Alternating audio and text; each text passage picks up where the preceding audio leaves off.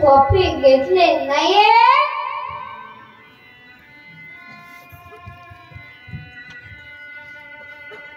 ते नाश्ता केले नाहीये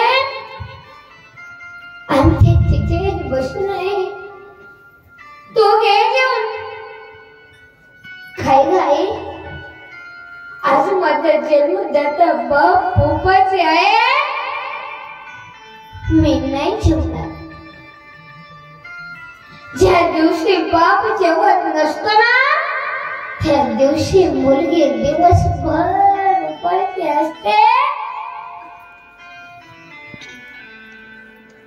संध्याकाळच्या वेळेस बाबाला आग्रह करते, बाबा बाबा तुम्ही 2 तरी घास खाऊन घ्या ना. बाबा बाबा तुम्ही 2 तरी घास खाऊन घ्या ना.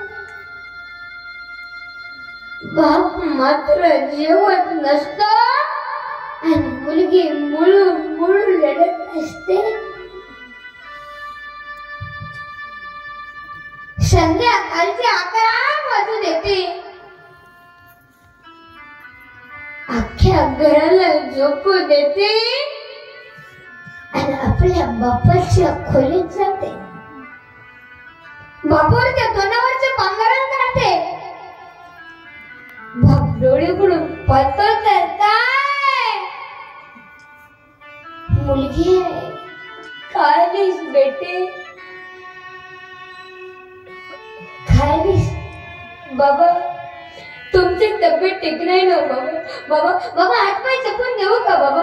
बाबा बाबा डोकं दाबून देऊ का बाबा. बाबा बाबा बाबा खायला करून का देऊ का बाबा. बाबा बाबा डॉक्टर बोलून आणू का बाबा. बाबा अख्ख्या घराची काळजी करते.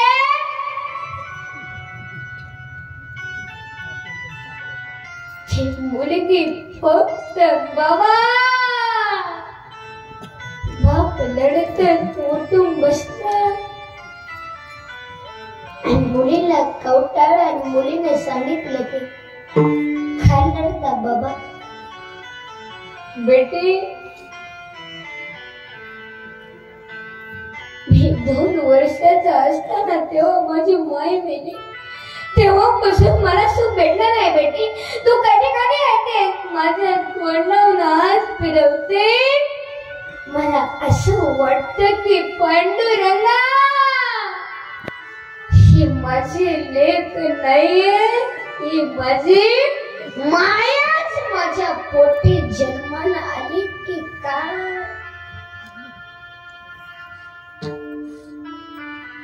म्हणून मुलीचं लग्न झालं त्या वर्षी बापाचं वय 50 असू द्या. मुलगी जर सासरला नांदायला जात असते ना, 1 वर्षात बापाचं सारखा दिसतो. एवढा मोठा खड्डा हे बापाच्या जीवनामध्ये. कोणाची बहीण असू द्या, कोणाची लेक असू द्या, कोणाची ताई असू द्या, ज्यावेळेस ती नवरीचे कपडे पदार्पण करते ना, त्यावेळेस तिचा मोठा भाऊ तिच्या पाया पडण्यासाठी खाली होतो. त्यावेळेस कडकडून मिठी मारते आणि सांगते, दादा येतो बरं का, दादा येतो बरं का. दादा अरे तू या घरचं करतायस नाही दादा. तू जर काम केलंस ना दादा, अख्खा परिवार लागेल. आणि तू जर तुझ्या बायकोचं ऐकून वेगळं झालं ना रे दादा, अख्खा परिवार वाऱ्यावर पडेल रे दादा.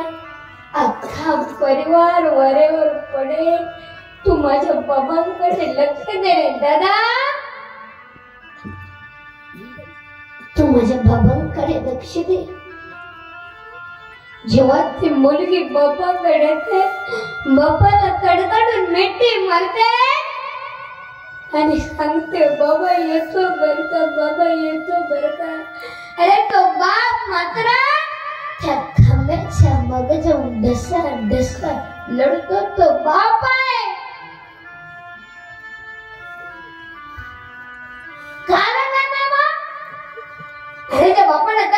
पोरासारखं समर्थन आणि त्या बापाने नानाचं मोठे केलं, त्या बापाने बोल धरून चालवायला शिकवलं.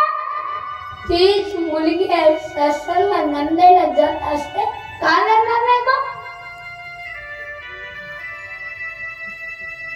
जेव्हा ती मुलगी एक पाऊल पुढे टाकते आणि मागे परतून पाहते आणि दुसरा पाऊल पुढे टाकते मागे परतून पाहते, म्हणून कन्या सासुऱ्या